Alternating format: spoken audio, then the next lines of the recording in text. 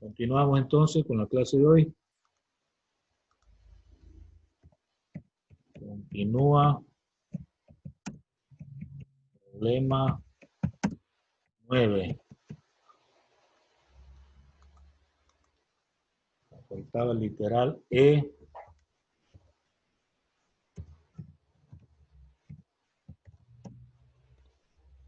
Que se refería a energía.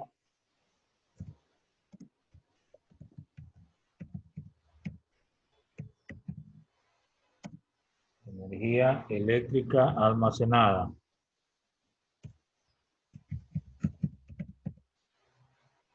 Energía eléctrica almacenada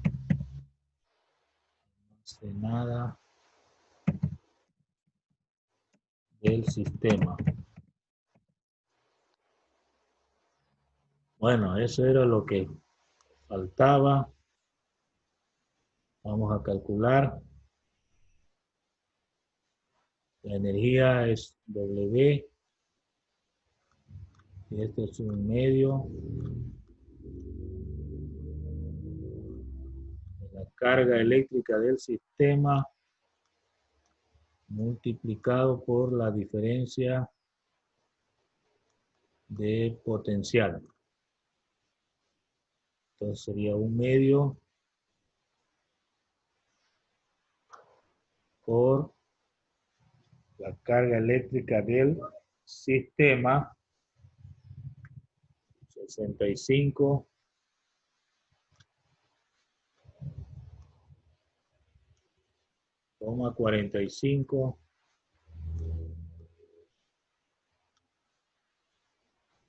microcoulomb, que significa por 10 a la menos 6 coulomb, y por el potencial. ¿Cuánto es el potencial? 24 voltios. 24 voltios, el voltio es joule sobre coulomb. Entonces aquí se elimina el coulomb y tendríamos el valor de 7,85 por 10 a la menos 4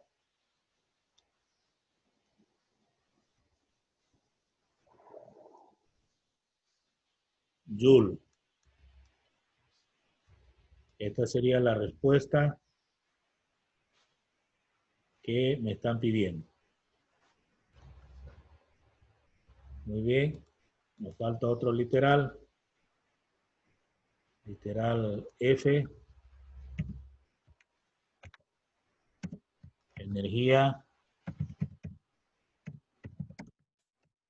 eléctrica de cada condensador. Cada condensador. Bien. Entonces, tendríamos, lo que me están pidiendo es la energía 1, la energía 2, Profe, ¿sí? disculpe, es que el compañero Grosso tenía mal internet y dice que ya está esperando otra vez en la sala.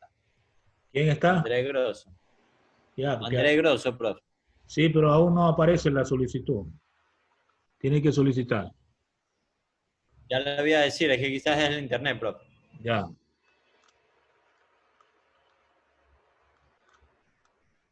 Y la energía 3. Entonces, para cada uno, pues, hay la fórmula es la misma, los datos son los que cambian. Entonces, sería la carga 1 por el potencial 1. Para el otro, pues sería un medio de la carga 2 por el potencial 2.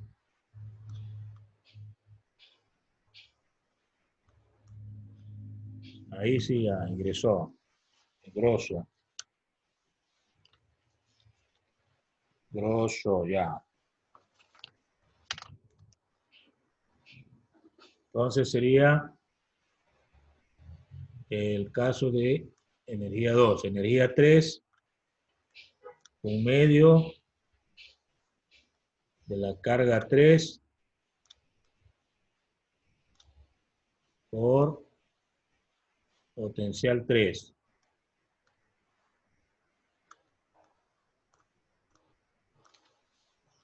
Entonces sería un medio por la carga 1, que es la misma carga del sistema, porque están en serie, ¿verdad? Serían 65,45 por 10 a la menos 6 coulomb por el potencial varía porque están en serie 13,09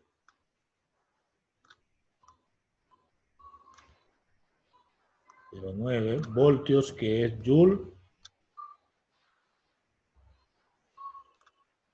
sobre Coulomb. Se elimina Coulomb y ahí en ese caso tendríamos la respuesta de 4,28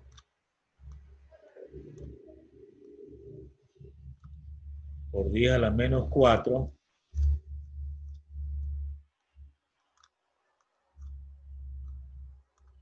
menos 4 Joule.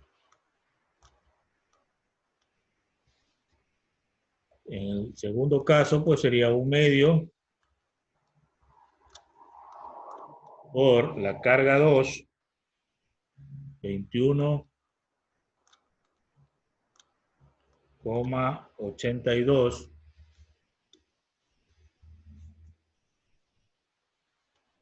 por 10 a la menos 6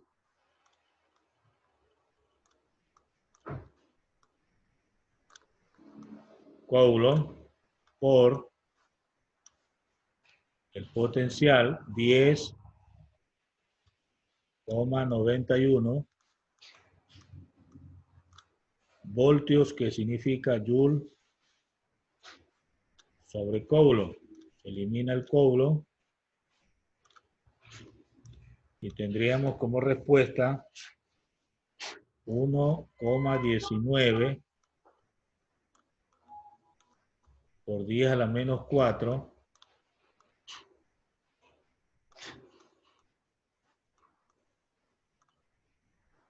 Joule. En el tercer caso, pues un medio por 43,64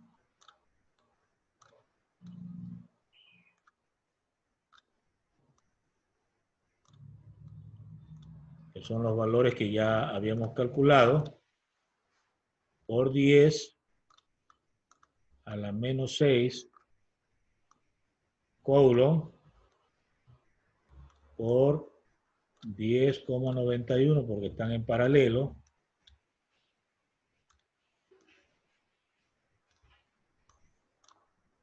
Joule sobre Coulomb, que es el voltio. Se elimina el Coulomb y en ese caso hay la respuesta de 2,38 .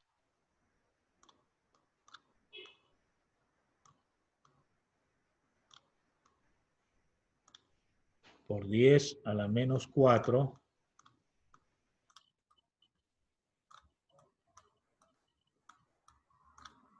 Joule.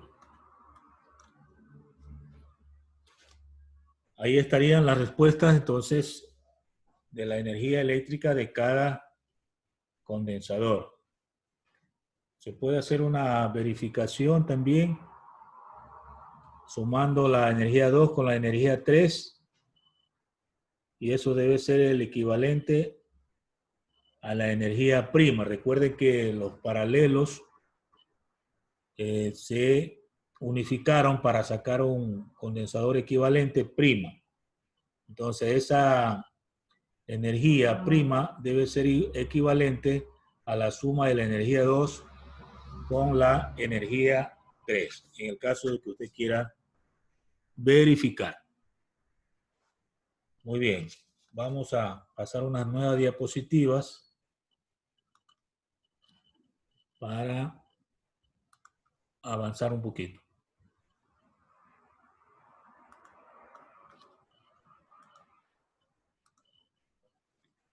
Tenemos una nueva diapositiva que tiene el título de electrodinámica. Bueno, lo que acabamos de ver hasta condensadores corresponde a la electrostática. Cuando hablamos de electrodinámica estamos hablando ya de cargas en movimiento. Buscamos siempre el uso o la orientación de una utilidad cuando la corriente es dinámica, es decir, encuentra un conductor en el que puede fluir, igual como ocurre cuando tenemos agua entubada, ¿no? Y nos llega al domicilio.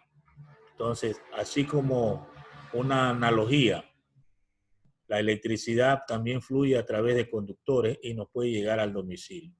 Entonces, cuando hablamos ya de electricidad en movimiento, estamos hablando de electrodinámica. En los estudios, pues, hablamos de muchas aplicaciones. Y en este caso, pues, hay una interacción de dos campos, los campos magnéticos y eléctricos. Por eso algunos físicos o estudiosos hablan en esta parte de la electrodinámica, de campos electromagnéticos o de electromagnetismo. En la diapositiva se muestra una imagen de cómo nos llega, por ejemplo, la transformación de energía eléctrica en energía luminosa a través de un bombillo. Entonces está una pila, un bombillo, en el que interior hay unos filamentos conductores, un gas que amplía la iluminación, un filamento, una ampolla de vidrio. Todo eso son ingredientes que hacen que presten una utilidad o una aplicación en la vida que llevamos como seres humanos. Entonces, son cosas materiales, pero que hay que estudiar para no destruir o formar lo que llamamos un cortocircuito. Entonces, lo correcto es tener un circuito de aplicación en el que haya beneficios para la comodidad del ser humano en los domicilios, en la fábrica o en el taller en donde hace sus actividades cotidianas, ¿no? Entonces, hablamos de electrodinámica como una disciplina que permite analizar fenómenos que generan electricidad cuando ésta se encuentra en movimiento. Entonces tenemos la corriente eléctrica. La palabra corriente ya nos ubica en una situación de flujo de carga eléctrica que recorre esa carga, pues, un material conductor. Resalto esta palabra, conductor, porque no todos los materiales son conductores. Hay materiales que sirven de aisladores o son lo que los físicos llaman dieléctricos, no permiten que circule a través de ese material la electricidad. Hay materiales como el caucho, la porcelana, el vidrio, ¿no? Materiales plásticos que sirven de aisladores, o sea, no permiten el paso de la corriente eléctrica. Por eso es que estos materiales recubren generalmente las herramientas metálicas, porque de esa manera el operador o quien maneje esas herramientas está a salvo de recibir cargas eléctricas y a veces con mucha intensidad que pueden ocasionar la muerte. Hay dos tipos de corriente eléctrica, la continua y la alterna. La continua también se llama directa y es la que proveen, por ejemplo, la batería de vehículos, una pila de linterna o también un dínamo que están ubicados, por ejemplo, a veces haciendo contacto con una rueda de una bicicleta, ¿no? Se han visto ustedes que puede funcionar un tipo de corriente que en este caso es continua. Y la alterna, que es la de mayor aplicación, es la corriente que alimenta todo lo que es el alumbrado público, la iluminación domiciliaria o de talleres, de laboratorios. Es la que se puede usted utilizar a través de un tomacorriente, ¿no? Eso es corriente domiciliaria o corriente alterna. Cuando hablamos de corriente continua, cuando no cambia de sentido con el tiempo. O sea, por eso se llama corriente directa. En este caso hay siempre que reconocer la polaridad. Hay un polo positivo y un polo negativo que vienen marcados siempre en las baterías o en las pilas, ¿no? Usted va a ver ahí una marca de un signo positivo o negativo. Significa que debe tener cuidado en ese tipo de conexiones, porque si usted se equivoca, pues no tiene la aplicación. La alterna no hay que tener cuidado porque no tiene polaridad. Lo que sí hay dos líneas, una que es la que circulan los electrones o las cargas eléctricas y otra que se llama línea de tierra. Para que haya una transformación de ese tipo de energía, siempre tienen que unirse esas dos líneas, la línea de tierra con la línea viva o la línea de corriente que se llama. Cuando usted toma solo una línea y no hay el contacto con tierra, no se produce la corriente o no hay el chispazo que se llama para la transformación. Por eso puede explicarse usted en el caso de las líneas de alta tensión, que son muy peligrosas, hay algunos pajaritos que se llaman golondrinas, se ubican, por ejemplo, en una línea de la alta tensión y no les pasa nada, porque no está en contacto con la otra línea, que es la línea de tierra, y en el caso de que llegue a ponerse en contacto, pues hay lo que se llama un cortocircuito, un chispazo. Y muchas personas, por ejemplo, que han estado haciendo arreglos en terraza o en sus casas y topan esas dos líneas, una línea de tierra y una línea de corriente, puede morir por la descarga inmediata. Si solo se aísla y toma una línea, no pasa nada. Si usted toma la línea de corriente y está descalzo, haciendo contacto con tierra, también recibe la descarga y puede morir. En el caso de líneas de alta tensión hay que tener mucho cuidado. Aún siendo líneas de baja tensión, como es la línea domiciliaria, que puede tener hasta 120 voltios, aún así usted puede recibir una buena descarga y si no tiene en buen estado su organismo puede morir. Entonces tenga cuidado cuando maneja corriente, aunque sea domiciliar o de baja tensión. Tiene que estar aislado, tener guantes de caucho o de material aislante y las herramientas igual. Asimismo, los zapatos deben tener suela de caucho o material que no conduzca la electricidad. El cuerpo humano es conductor, igual que el cuerpo de un organismo vivo. El agua pura, o sea, el agua destilada, no conduce a la electricidad. Pero si usted le agrega ácido, sal, o le agrega alguna base, ¿no? que se llama hidróxido, ahí se vuelve conductor. Por eso es que cuando usted está en una piscina y aunque esté el agua destilada, y si usted se introduce en la piscina y allí hay cables que están botados y en contacto con la piscina, cables que tienen corriente eléctrica, usted puede sufrir una descarga o puede morir si es de alta tensión, porque usted es el ingrediente que le hacía falta para que esa piscina se vuelva conductora, ¿no? Aparentemente, el agua pura no pasa nada, pero si usted se introduce ahí, es como la sal o el ácido que hace que se vuelva conductor esa sustancia, en este caso esa solución. Por eso hay llamadas soluciones electrolíticas que usted puede verlas y estudiarlas en química, donde ven electroquímica. Por ejemplo, si usted mezcla agua con sal, allí se produce una disociación de las moléculas y hay paso de corriente eléctrica. Correcto. Entonces hay que reconocer eso. Si no tiene usted ese conocimiento, no se meta a andar con electricidad. La corriente alterna se llama así porque hay cambios de flujo cíclicos de sentido. Tanto varía la magnitud como el sentido. Y por eso se lo grafica como una onda senoidal en función de valores que tienen que ver con la función trigonométrica seno. Por eso se llama senoidal. Hay otro tema, que es la relación entre carga, flujo eléctrico y ley de Gauss. Ese es un término o tema que estamos ampliando porque ya lo vimos. Lo vamos a ver en la siguiente clase porque ya se acabó el tiempo. Entonces no nos queda más que continuar la próxima clase.